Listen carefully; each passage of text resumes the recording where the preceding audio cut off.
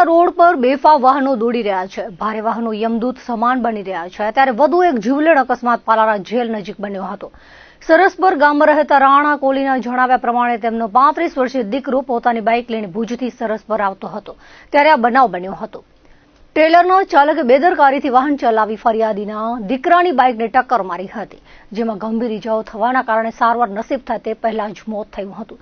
જે અંગે B division પોલીસમાં ગુનો દાખલ કરવામાં આવ્યો છે. મુન્દ્રા તાલુકાના કુંદરોડી ખાતે ખાનગી કંપનીમાં દુર્ઘટના બની હતી, જેમાં વેલ્ડિંગ કરતી વખતે ઉપરથી ઢાંકણું પડતા ગંભીર ઇજાઓના કારણે યુવાનનું મોત થયું હતું. પ્રાગપર પોલીસમાંથી મળતી વિગતો મુજબ હતભાગી 32 વર્ષીય મૂળ બિહારના દિવાકર મુખ્તાર યાદવ કંપનીમાં વેલ્ડિંગનું કામ કરતા હતા ત્યારે આકસ્મિક રીતે ઉપરથી મોઢું ઢાંકણું માથા પર પડતા ગંભીર ઇજાઓના કારણે સારવાર નસીબ થાય તે પહેલા જ મોત થયું હતું. જે અંગે પ્રાગપર પોલીસમાં અકસ્માત મોતનો ગુનો દાખલ કરવામાં આવ્યો છે. ધી મહેસાણા અર્બન કોઓપરેટિવ બેંકની ગાંધીધામ બ્રાન્ચમાં 12 જેટલા બિલ્ડરોએ ખોટા રિપોર્ટ અને બાંધકામના રિપોર્ટના આધારે લોન લઈને રૂપિયા 64 કરોડની છેતરપિંડી કરી હોવાની ફરિયાદ સીઆઈડી ક્રાઇમ ગાંધીનગર ખાતે નોંધવામાં આવી છે.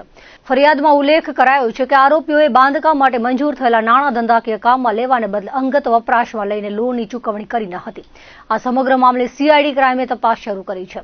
ધી મહેસાણા અર્બન કોઓપરેટિવની મહેસાણામાં આવેલી હેડ ઓફિસમાં લીગલ ઓફિસર તરીકે ફરજ બજાવતો અનિલ પટેલે સીઆઈડી ક્રાઇમ ગાંધીનગર ખાતે ફરિયાદ નોંધાવી હતી.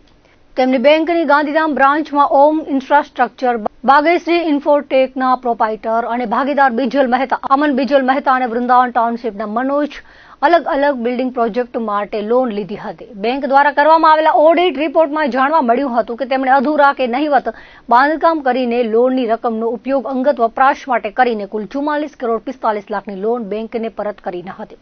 આરોપીઓએ અંજાર ગડપાદર વર્ષાબેડી ગામમાં જમીન પર સ્કીમ તૈયાર કરવા માટે બિઝનેસ લોન બેંકમાંથી લીધી હતી, જેમાં ખોટા વેલ્યુએશન રિપોર્ટ અને બાંધકામની વિગતો બેંકમાં સબમિટ કરી હતી. નંદિની રોડ લાઇન્સના માલિક શ્યામજી મ્યાત્રા, રમેશ અગ્રવાલ, પ્રેમજી પાતરિયા, ઉમેશ પટેલ, લક્ષ્મણ મહેશ્વરી, યાકુબ રાયમા, જયદીપ પટેલ, ભગવતી બાયો એનર્જી, શુભમ અગ્રવાલ, જય ટ્રેનિંગ કંપનીના નરેન્દ્ર પટેલ અને સત્યેન્દ્ર મિશ્રાએ અલગ અલગ કારણ આપીને બિઝનેસ લોન લઈને 19 કરોડ 45 લાખ રૂપિયાની લોન પરત કરી ન હતી. બેંકના લીગલ વિભાગ દ્વારા ફોરેન્સિક ઓડિટ કરવામાં આવતા સમગ્ર કૌભાંડ સામે આવ્યું હતું. સીઆઈડી ક્રાઇમના સૂત્રોના જણાવ્યા મુજબ આ કૌભાંડમાં બેંકની ગાંધીધામ શાખાના અધિકારીઓની સંડોવણી સામે આવી શકે તેમ છે. પૂર્વ કચ્છ જિલ્લામાં ઠગાઈના બનાવો સતત વધી રહ્યા છે. ઔદ્યોગિક મથકમાં વાહનો કન્ટેનર ભાડે લઈ રૂપિયા ન ચૂકવવા, ઈંધણ ઓઇલ સહિતનો સામાન ખરીદી રૂપિયા ન ચૂકવવાના બનાવો તો સામે આવે છે, પરંતુ હવે ધંધામાં દગાખોરી થઈ રહી છે, જેમાં 64,86,000 પડાવી ચૂનો ચોપડવામાં આવ્યો હોવાની ઘટના સામે આવી છે.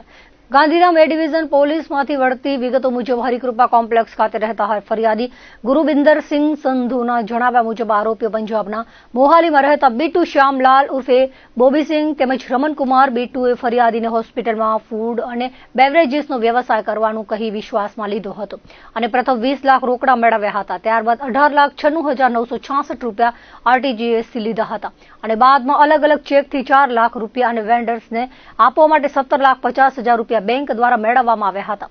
જે બાદ 7,50,000 રૂપિયા રોકડા સ્ટાફને પગાર ચૂકવવા માટે લીધા હતા, જેમાંથી ફરિયાદીને માત્ર 4,10,000 રૂપિયા પરત મળ્યા હતા. ફરિયાદી સાથે 64,86,933 રૂપિયાની ઠગાઈ કરવામાં આવી છે. રૂપિયા પરત ન મળતા એ ડિવિઝનમાં વિશ્વાસઘાતનો ગુનો દાખલ કરવામાં આવ્યો હતો. તાજેતરમાં વાગડ પંથકના મંદિરોમાં ચોરી થતા પોલીસે ગરાસિયા ગેંગને ઝડપી 20 મંદિરોમાં થયેલી ચોરીનો ભેદ ઉકેલ્યો હતો. તે બાદ પણ મંદિર ચોરીનો સિલસિલો યથાવત છે, જેમાં આડેસરમાં મેલડી માતાના મંદિરમાંથી 6 લાખના આભૂષણો ચોરાઈ ગયા છે. ગામના મુરલીધર વાસમાં રહેતા પૂજારી ભજુ રબારીએ જણાવ્યા પ્રમાણે તેઓ સાંજે મંદિર બંધ કરીને ઘરે ગયા હતા અને સવારે આરતી માટે મંદિર ગયા ત્યારે દરવાજાની ગ્રીલમાં તાળું મારવાનું હુંક તૂટેલું હતું. અંદર જઈને જોતા ઘરેણા ગાયબ હતા. સીસીટીવી જોવાનો પ્રયાસ કર્યો પણ ડીવીઆર પણ ગાયબ હતું, જેથી તપાસ કરતા માતાજીને પહેરાવેલ 2.5 લાખના સોનાનો હાર અને ઝુમકા, 50,000ની ચેન, 50,000નું શણ પગલું, 25,000ના સોનાના છત્તર, 25,000નું ઓમ, 2 લાખના 5 કિલોના ચાંદીના 11 છત્તર તથા ડીવીઆર ચોરાઈ જતા કુલ 6 લાખથી વધુની ચોરી થઈ હતી, જે બાબતે આડેસર પોલીસમાં ફરિયાદ નોંધાઈ છે. મુંબઈથી કચ્છ આવતી ટ્રેનોમાં અવારનવાર પ્રવાસીઓની સાથે શરાબ પણ આવે છે. જોકે રેલવે પોલીસ આ બધી અટકાવવામાં નિષ્ફળ નીવડી છે. તેવામાં શુક્રવારે બાંદ્રાથી ભુજ આવવા માટે નીકળેલી કચ્છ એક્સપ્રેસમાં બે મહિલાઓ દારૂ સાથે ફરતી હોવાનું પ્રવાસીઓને જણાઈ આવતા જનતા કાર્યવાહી કરી હતી. વાપીથી સુરત વચ્ચે આ બંને મહિલાઓના ઝોલામાં 100 દારૂની બોટલ હતી. પ્રવાસીઓએ બંનેને બાથરૂમમાં પૂરી દીધા બાદ સુરતમાં આરપીએફના હવાલે કરી હતી. ટ્રેનમાં જ દારૂની હેરાફેરી કરવામાં આવતી અને પ્રવાસીઓને 400 થી 500 રૂપિયામાં દારૂની બોટલો વેચાતી હોવાનું પણ સામે આવ્યું છે. ટ્રેનમાં દારૂ વેચાતા સામાજિક તત્વો બેફામ બનતા હોવાથી સ્ત્રી સુરક્ષા પર ખતરો આવવાની ભીતિ વ્યક્ત કરાઈ હતી. રેલવે તંત્ર ટ્રેનમાં શરાબના અડ્ડા બંધ કરાવે તેવી માંગ પણ ઉઠી હતી. તાજેતરમાં મકર સંક્રાંતિ અનુસંધાને ભુજમાં કરુણા અભિયાનની મીટિંગ મળી હતી, જેમાં ચાઇનીઝ દોરી વેચાતી હોય તો કબજે લેવા સૂચના અપાઈ હતી. તેમજ કલેક્ટર દ્વારા જાહેરનામું પણ બહાર પાડવામાં આવ્યું છે. આ વચ્ચે મુન્દ્રા પોલીસના પીઆઈ આર.જે. ઠુંબરની સૂચનાથી સર્વેલન્સ સ્ટાફ પેટ્રોલિંગમાં હતો. જે તે સમયે હેડ કોન્સ્ટેબલ મથુરજી કુડેચાને મળેલી બાતમીના આધારે મુન્દ્રા બંદર રોડ પર દિવ્ય હસમુખ માલીના મકાનમાં દરોડો પાડતા ચાઇનીઝ દોરી મળી આવી હતી. કુલ 50 ફિરકા કબજે કરાયા હતા. આરોપી તેના ઘરેથી ચાઇનીઝ દોરીનું વેચાણ કરતો હતો. 30,000ના ચાઇનીઝ ફિરકા કબજે કરી તેની સામે કલેક્ટરના જાહેરનામા ભંગનો ગુનો દાખલ કરવામાં આવ્યો છે. પક્ષના નામે ઘણી વખત વ્યક્તિ બે પાંદડે થઈ જાય અથવા તો બીજાને રોડ પર લાવી દે. આવી જ ઘટના મુન્દ્રામાં બની છે, જેમાં ગુંદાલા ગામે જમીન બિનખેતી કર્યા બાદ વૃંદાવન પાર્ક ડેવલપ કરવાના નામે તેના પ્લોટના વેચાણ અને રિવાઇઝ કરેલા પ્લાનના નીકળતા 83.33 લાખ પૈકી રકમ ચૂકવવા 71,33,000ના 3 ચેક અપાયા હતા, જે બેંકમાંથી પરત આવ્યા હતા. રૂપિયા માંગવા છતાં ન મળ્યા અને અંતે મનાઈ કરતા મુન્દ્રા શહેર ભાજપના ઉપપ્રમુખ અને નગર સેવિકાના પતિ એવા ધ્રુવરાજસિંહ ચુડાસમા સામે રાજકોટ કોર્ટમાં ફરિયાદ દાખલ કરાઈ છે. અદાલતે સમન્સ ઇસ્યુ કરી હાજર રહેવા હુકમ કરતા રાજકીય આલમમાં ખળભળાટ મચી ગયો છે. આ અંગેની હકીકત મુજબ રાજકોટ શહેરમાં રહેતા કાંતિલાલ ગોરધન ભીમાણીએ મુન્દ્રા તાલુકાના ગુંદાલા ગામના સર્વે નંબર 8 અને સર્વે નંબર 9 પૈકી 3ની હાલ વૃંદાવન પાર્ક તરીકે ઓળખાતી જમીનોની વર્ષ 2011માં રજીસ્ટર્ડ દસ્તાવેજથી ખરીદી કરી હતી. સદર જમીનને બિનખેતી કરાવી પ્લોટ્સ પાડી તેનું વેચાણ કરવાનું આયોજન કરતા ધ્રુવરાજસિંહ કાંતિલાલનો રૂબરૂ સંપર્ક કર્યો હતો અને 30 પ્લોટના વેચાણનો શરતી સોદો કર્યો હતો, જેમાં જમીનનું એકત્રીકરણ કરવા કલેક્ટર કચેરીમાંથી ડિવાઇઝ પ્લાન હુકમ મેળવી આપવાની તમામ જવાબદારી ધ્રુવરાજસિંહે લીધી હતી. આ સમયગાળામાં ધ્રુવરાજસિંહ સદર પ્લોટ્સનો ગ્રાહક શોધી લાવતા કાંતિલાલે સદર પ્લોટ્સ હૈદરાબાદના રહેવાસી કંડગલયા સુદર્શન સુમન જોગ દસ્તાવેજ કરી આપ્યો હતો, જેમાં 72 લાખ પુરાનું સાટાકત વખતે અને 80 લાખ ચેકથી અને 13,50,000 આંગળીયા મારફત ફરિયાદી કાંતિલાલને ચૂકવી આપવામાં આવ્યા હતા. તેમાં કાંતિલાલની કાયદેસરની બાકી રહેતી રકમ 71,33,000 ચૂકવવા આપેલા 3 ચેક પરત ફર્યા હતા, જે અંગે કાંતિલાલ ભીમાણીએ ધ્રુવરાજસિંહ પાસે ઉઘરાણી કરતા તેણે મારી પત્ની અલ્પાબા ભાજપના મુન્દ્રા શહેરના કોર્પોરેટર છે, થાય તે કરી લેજો, એને દોડવું હોય ત્યાં દોડી લેજો, પાંચિયું મળવાનું નથી. જેથી કાંતિલાલ ગોરધનભાઈ ભીમાણીએ ધ્રુવરાજસિંહ તેગ બહાદુરસિંહ સામે રાજકોટની કોર્ટમાં ફોજદારી કેસ દાખલ કરતા અદાલતે મુદ્દતે ચુડાસમાને હાજર રહેવા હુકમ કર્યો છે. વિશ્વના સૌથી મોટા રાજકીય સંગઠન એવા ભારતીય જનતા પાર્ટીમાં સંગઠન પર્વ 2024 અંતર્ગત પેજ સમિતિ, બૂથ સમિતિ, શહેર મંડળ કક્ષાના હોદ્દેદારોની વરણી બાદ હવે જિલ્લા સંગઠનના સુકાનીઓની વરણી માટેની પ્રક્રિયા નિર્ણાયક તબક્કામાં પહોંચી છે. આજે કચ્છ જિલ્લા ભાજપના પ્રમુખની વરણી માટેની પ્રક્રિયા જિલ્લા મધ્યસ્થ કાર્યાલય કચ્છ કમલમ ખાતે હાથ ધરવામાં આવી હતી. આજે સવારે કચ્છ જિલ્લા ચૂંટણી અધિકાર કમાભાઈ રાઠોડ સાથે વસંતભાઈ કોડરાણી અને વાલજીભાઈ ટાપરિયાની ઉપસ્થિતિમાં દાવેદારી ફોર્મ સ્વીકારવાની પ્રક્રિયા હાથ ધરવામાં આવી હતી. કચ્છના રાજકીય વર્તુળમાં કચ્છ જિલ્લા ભાજપના પ્રમુખ પદે વર્તમાન પ્રમુખ દેવજીભાઈ વરચંદને રિપીટ કરવામાં આવે તેવી પ્રબળ શક્યતાઓ હોવાનું ચર્ચાઈ રહ્યું છે. જોકે લોકશાહી ઢબે હાથ ધરવામાં આવેલી જિલ્લા સુકાનીની વરણી માટે 10 જેટલા દાવેદારોએ પોતાનું નામાંકન દાખલ કર્યું છે. આજે હાથ ધરવામાં આવેલ ફોર્મ રજૂ કરવાની પ્રક્રિયા અને સેન્સ લેવાની પ્રક્રિયા પૂર્ણ થયા બાદ જિલ્લા ચૂંટણી અધિકારી કમાભાઈ રાઠોડ અને સાથી નિરીક્ષકો પોતાનો અહેવાલ પ્રદેશ હાઈકમાન્ડને સોંપશે. ત્યારબાદ પ્રદેશ મોવડી મંડળ દ્વારા અંતિમ નિર્ણય લેવામાં આવશે. અત્રે નોંધનીય છે કે સ્વચ્છ અને પ્રભાવી પ્રતિભા ધરાવતા કચ્છ જિલ્લા ભાજપના વર્તમાન પ્રમુખ દેવજીભાઈ વરચંદના નેતૃત્વમાં ગત વિધાનસભા અને લોકસભાની ચૂંટણીમાં ભારતીય જનતા પાર્ટીએ જ્વલંત સફળતા મેળવી હતી. તેમના નેતૃત્વમાં સંગઠન વધુ મજબૂત થયું છે. ત્યારે પ્રદેશ મોવડી મંડળ દેવજીભાઈને જ પુનઃ સુકાન સોંપે તેવી સંભાવના વ્યક્ત થઈ રહી છે.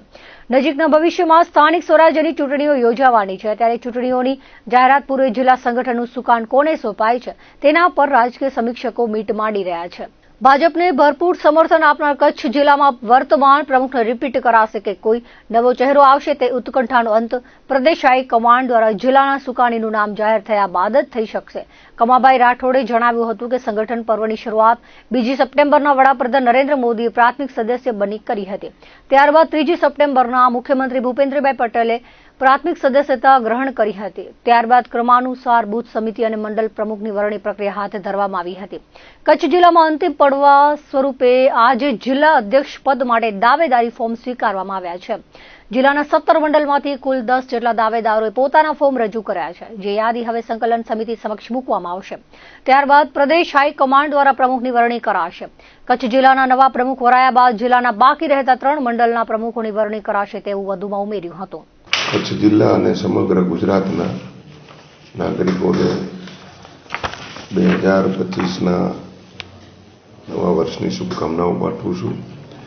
સાથે સાથે અમારું ભારતીય જનતા પાર્ટીનું સંગઠન પર્વ 2024 જે ચાલી રહ્યું હતું તે અંતિમ પડાવ તરફ આગળ વધી રહ્યું છે. સૌ પ્રથમ 2 સપ્ટેમ્બરના રોજ માનનીય વડાપ્રધાન નરેન્દ્રભાઈ મોદી સાહેબ પ્રાથમિક સદસ્ય બન્યા. ત્યારબાદ 3 સપ્ટેમ્બરના રોજ આપણા ગુજરાતના પ્રદેશ અધ્યક્ષ CR પાટીલજી અને મુખ્યમંત્રી ભૂપેન્દ્રભાઈ પટેલ પ્રાથમિક સદસ્યતા અભિયાનની શરૂઆત કરાવી સભ્ય બનીને, અને ત્યારબાદ સમગ્ર ગુજરાતની અંદર 1,20,00,000થી પણ વધારે પ્રાથમિક સદસ્યો બન્યા. ત્યારબાદ સક્રિય સભ્યોની સંરચનાનું કામ આવ્યું. સક્રિય સભ્યનું પણ સારી રીતે કામ પૂર્ણ થયું અને છેલ્લે અહીંયા લગભગ નવેમ્બર મહિનાથી બૂથ પ્રમુખ એટલે કે બૂથ કમિટીનું ગઠન અને ત્યારબાદ મંડળ સંરચનાનું કામ પણ સારી રીતે પૂર્ણ થયું. કચ્છ જિલ્લાની વાત કરીએ તો કચ્છ જિલ્લાના 17 મંડળોમાંથી 14 મંડળોની અંદર બૂથ પ્રમુખ મંડળ પ્રમુખની પણ નિયુક્તિ થઈ ગઈ છે અને બાકીના 3 મંડળ નવા જે જિલ્લા પ્રમુખ આવશે તે કરવાના છે. અને અત્યારે આજે છેલ્લો અંતિમ પડાવ એટલે કે જિલ્લા અધ્યક્ષ માટેનો દાવેદારી પત્રકો અમે સ્વીકારી રહ્યા છીએ.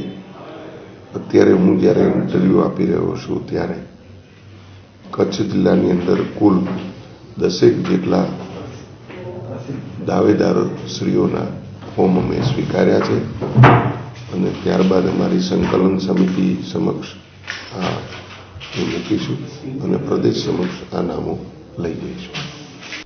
મહિલાઓને સમાન અધિકાર અને સ્ત્રી સશક્તિકરણની ગુલબાંગો વચ્ચે દેશભરમાં મહિલા અત્યાચારની ઘટનાઓ સમયાંતરે બનતી રહી છે. આવી ઘટનાઓ સામે હવે લોકો ખામોશ બની રહેવાના બદલે આક્રોશ ઠાલવતા થયા છે. માંડવીના ગોધરા ગામની ગૌરી ગરવાની કરપીણ હત્યાના પગલે કચ્છીજનોમાં ભારે આક્રોશ ભભૂકી રહ્યો છે. કચ્છીજનોની સંવેદનાનો મહેરામણ ભુજમાં જોવા મળ્યો હતો. ગોધરાની હતભાગી યુવતી ગૌરી ગરવાની કરપીણ હત્યા બાદ હત્યારા પ્રેમી યુવાન સાગર સંઘારને પોલીસે ઝડપી લીધો હતો. જોકે આ ઘટનાને ઘેરા પ્રત્યાઘાત પડ્યા છે. હતભાગીને ન્યાય અપાવવા અને નરાધમને ફાંસીની સજાની માંગ સાથે ભુજમાં મૌન રેલીનું આયોજન કરવામાં આવ્યું હતું. ટાઉન હોલ પાસે આવેલ ડોક્ટર આંબેડકરની પ્રતિમા પાસે જનસેલાબ ઉમટ્યો હતો. આ મૌન રેલીમાં હજારો લોકોની ભીડ સામેલ થઈ હતી.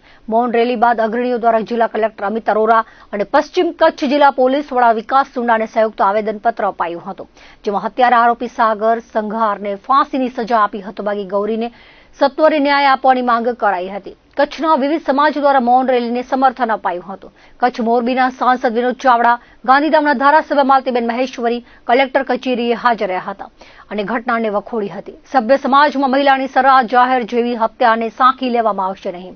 આરોપી સામે ફાસ્ટ ટ્રેક કોર્ટમાં કેસ ચલાવી કડક સજા થાય તે જરૂરી છે તેવી લાગણી વ્યક્ત કરાઈ હતી. આ રેલીમાં વિવિધ સમાજના આગેવાનો, સામાજિક સંસ્થાઓના હોદ્દેદારો, યુવાનો મોટી સંખ્યામાં હાજર રહ્યા હતા.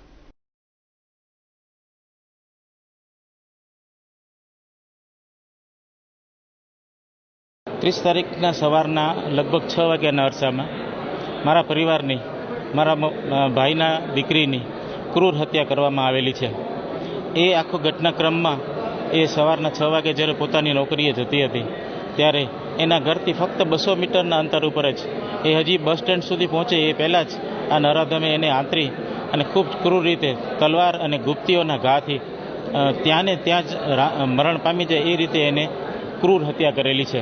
આ આખી ઘટનાને સંપૂર્ણપણે ન્યાય મળે, પરિવારને ન્યાય મળે અને સમાજની, કચ્છ જિલ્લાની, રાજ્યની કે દેશની દીકરીને ન્યાય મળે અને ભવિષ્યમાં પણ આવી રીતે કોઈ નરાધમો બીજી કોઈ ગોરીનો લાભ, ગોરીને અન્યાય ન થાય અથવા તો ગોરીની હત્યા ન થાય એ આશયને સાથે લઈને આ પરિવારે તો પોતાની દીકરી ખોઈ જ છે, પણ ભવિષ્યમાં બીજો કોઈ પરિવાર આપણામાંથી આવી રીતે કોઈ ગોરી ભોગ ન બને એ માટે આ રીતે ઉગ્ર સ્વરૂપે અને સર્વ સમાજને સાથે રાખીને આજની જે રેલીનું આયોજન કરવામાં આવેલું છે એનો હેતુ ફક્ત ને ફક્ત એટલો જ છે કે આ નરાધમને કડીમાં કડી સજા થાય અને ફાંસી સુધીની સજા થાય એવી અમારી લાગણી અને માગણી છે.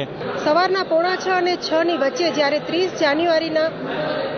30 ડિસેમ્બરના સવારના બનાવ બન્યો ત્યારે તરત જ મને ફોન આવ્યો અને 5 જ મિનિટમાં અમે સ્થળ ઉપર પહોંચી ગયા.